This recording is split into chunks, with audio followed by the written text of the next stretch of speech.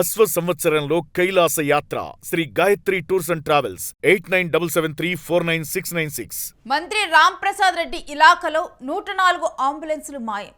మరమ్మతులు ఉన్నాయని పక్కన పెట్టిన 104 వాహనాలు గల్లంతయ్యాయి. రాయచోటి ప్రభుత్వ హాస్పిటల్ ఆవరణ నుంచి మాయమైనట్లుగా తెలుస్తోంది. 104 వాహనాలను దొంగలించారంటూ 6 నెలల తర్వాత పోలీసులకు ఫిర్యాదు చేశారు జిల్లా వైద్యాధికారి.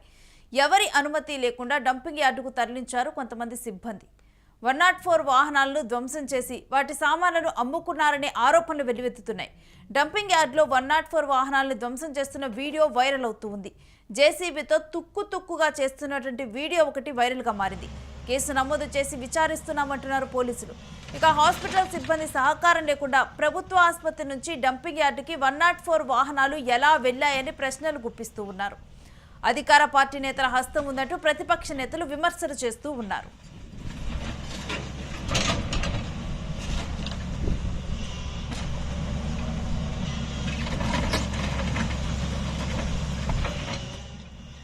ఇంకా ఇదే అంశం గురించిన డీటెయిల్స్ మా ప్రతినిధి కిరణ్ అడిగా తెలుసుకుందాం. కిరణ్, ఈ 104 వాహనాల మాయం గురించిన డీటెయిల్స్ ఏంటి?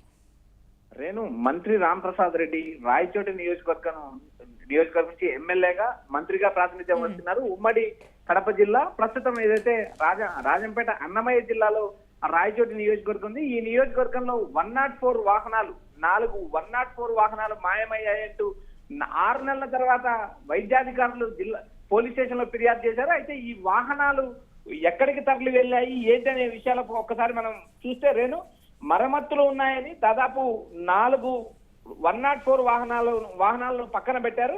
అయితే ఈ వాహనాలు ప్రస్తుతం గల్లంతయ్యాయని సమాచారం వినిపిస్తుంది. రాయచోటి ప్రభుత్వ హాస్పిటల్ ఆవరణం నుంచి ఏదైతే ఈ 4 వెహికల్లు ఏదైతే 104 ఏదైతే వైద్య రోగులను తరలించే 104 వాహనాలు మాయమయ్యాయి.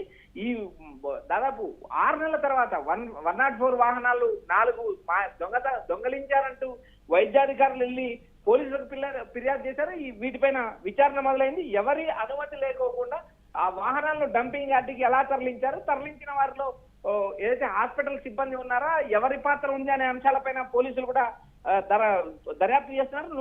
104 వాహనాలను ధ్వంసం చేసి వాటి సామాన్లను కూడా అమ్ముకున్నారనే ఆరోపణలు వస్తున్నాయి. దాదాపు డంపింగ్ యార్డ్ లో ధ్వంసం చేస్తున్న వీడియో కూడా మనము స్క్రీన్ పైన చూస్తున్నాం. వీడియో కూడా వైరల్ అవుతుంది. జేసీబీతో తుక్కుగా వాహనాలను తుక్కుగా చేస్తున్న వీడియో వైరల్ అవ్వడంతో ఇప్పుడు ప్రధానంగా ఈ వీడియోలో మనకు కనిపిస్తున్న అంశం చూసినప్పుడు 4 వాహనాలను తుక్కు చేసి వాటిని అమ్ముకున్నారంటూ ఆరోపణలు వస్తున్నాయి. ఇవి అధికార పార్టీకి సంబంధించిన నేతల పని అంటూ విమర్శలు వినిపిస్తున్నాయి. మరోపక్క హాస్పిటల్ సిబ్బంది కానీ హాస్పిటల్ సంబంధించిన వైద్యాధికారులు 6 నెలల తర్వాత నిద్ర లేయడం ఏంటి, 6 నెలల ముందు 6 నెలల కాలం నుంచి ఈ వాహనాలు ఎక్కడికి వెళ్ళాయి ఏంటి అనే కనీస సమాచారం లేకుండా ఎలా ఉన్నారనే అంశాలపై కూడా పోలీసులు దర్యాప్తు చేస్తున్నారు. మరోపక్క హాస్పిటల్ సిబ్బంది సహకారం లేకుండా ప్రభుత్వ ఆసుపత్రి నుంచి డంపింగ్ యార్డుకి ఈ 104 వాహనాలు ఈ 4 వాహనాలు ఎలా తరలి వెళ్ళాయనేది కూడా ప్రస్తుతం ప్రశ్నగా తలెత్తింది.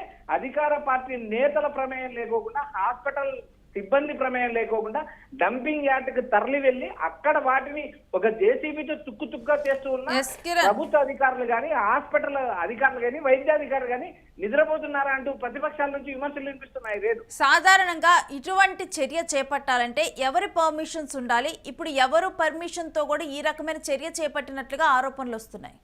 రేణు, 104 వాహనాలకు సంబంధించి అది ఒక ప్రైవేట్ సంస్థ నడుపుతుంది. ప్రైవేట్ సంస్థ నిరంతరం రోల్ చేస్తా ఉంటది. ఈ ఒక వాహనంలో ఏదైతే జియోగ్రాఫిక్ పరికరం ఉంటది, అది ఎంత దూరం వెళ్ళింది, ఎంత దూరం ప్రయాణించింది, ఎన్ని కిలోమీటర్ల దూరంలో ఉంది అనేది కూడా ప్రభుత్వం మానిటరింగ్ చేస్తుంటది నిరంతరం.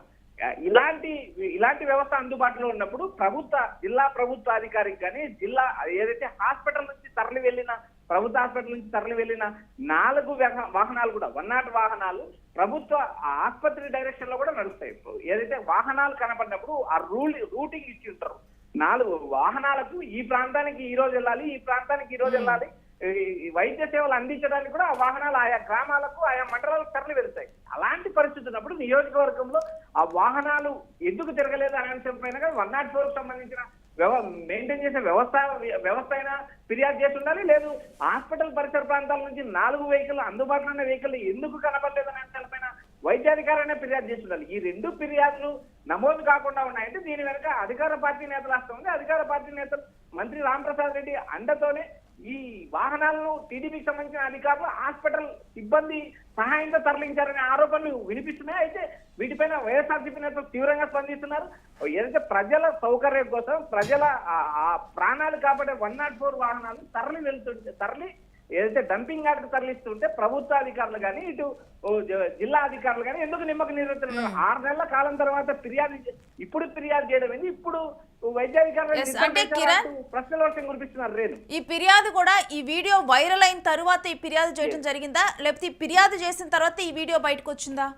ఎస్ రేణు, ఈ వీడియో వైరల్ అయిన తర్వాతనే జిల్లా అధికారులు వైద్యాధికారులు హాస్పిటల్కి వెళ్ళి ఫిర్యాదు చేసినట్టు మనకు సమాచారం అనిపిస్తుంది. దీనిపైన పోలీసులు స్పందించాల్సి ఉంటుంది. పోలీసులు అంతర్గతంగా విచారణ జరుపుతున్నారు. అటు హాస్పిటల్కి సంబంధించిన వారితో ఎవరు అనుమానితులుగా ఉన్నారు, అక్కడ ఉన్న సీసీ ఫుటేజ్, ఏదైతే హాస్పిటల్ ఆవరణంలో ఉన్న సీసీ ఫుటేజ్ కూడా పోలీసులు పరిశీలించే యోచనలో ఉన్నారు. ఎందుకంటే ఇక్కడ నుంచి ఏదైతే హాస్పిటల్ ఆవరణ నుంచి ఆ 4 వాహనాలు 104 వాహనాలు ఎలా తరలి వెళ్ళాయి, ఎవరు తీసుకెళ్లారనే అంశాలు కూడా క్షుణ్ణంగా విచారించున్నారు. అంటే కిరణ్, ఈ వీడియో వైరల్ అయిన దాకా కూడా అక్కడ ఉన్నటువంటి హాస్పిటల్ యాజమాన్యం కంప్లైంట్ చేయకపోతే ఇదంతా చూస్తుంటే వీళ్ళందరూ కూడా అంటే కొంతమంది కలిసి కావాలనే ఈ విధంగా చేశారు అని అనుకోవాలా?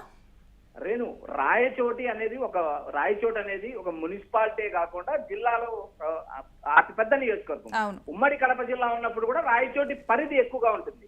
ఇప్పుడు ఉమ్మడి కడప జిల్లా నుంచి అన్నమయ్య రాజంపేట జిల్లాగా ఏర్పడింది. రాయచోటి అత్యంత కీలక నియోజకవర్గం. అటు మదనపల్లెకి కానీ, ఇటు చిత్తూరు జిల్లాకి వెళ్ళడానికి కానీ, ఇటు కడప జిల్లాలో కొన్ని ప్రాంతాలు ఏదైతే లక్కిరెడ్డిపల్లె కానీ లేదా వేంపల్లె కానీ ఈ ప్రాంతాలకు దగ్గరగా ఉంటుంది. సుమారు ఒక 30 నుంచి 35 కిలోమీటర్ల దూరం మాత్రమే రాయచోటి ఉంటుంది. రాయచోటికి వైద్య సౌకర్యాల కోసం చాలా ప్రాంతాల నుంచి, సుదూర ప్రాంతాల నుంచి వెళ్లే ప్రజలు ఉంటారు.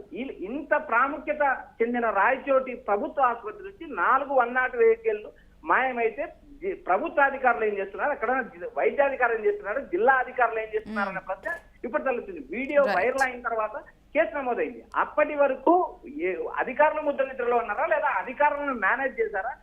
దీని వెనక ఎవరున్నారు? దీని వెనక అధికార పార్టీ నేతల ఒత్తిడి ఉంది అంటూ సమాచారం వినిపిస్తుంది. అయితే వీటిపైన పోలీసులు పూర్తిగా విచారణ చేపట్టాల్సి ఉంటుంది. ప్రస్తుతానికి పోలీసు స్టేషన్ లో కేసు నమోదైంది. దీనిపైన పోలీసులు అంతర్గతంగా విచారణ జరుపుతారు. ఇక హాస్పిటల్ సిబ్బందితో పాటు ఆ సీసీ ఫుటేజ్ పరిశీలించి తగు చర్యలు తీసుకుంటామని పోలీస్ స్టేషన్ అధికారులు చెప్తున్నారు. Right, stay with us Kiran, మీ దగ్గర నుంచి మరిన్ని డీటెయిల్స్ తీసుకుంటాం.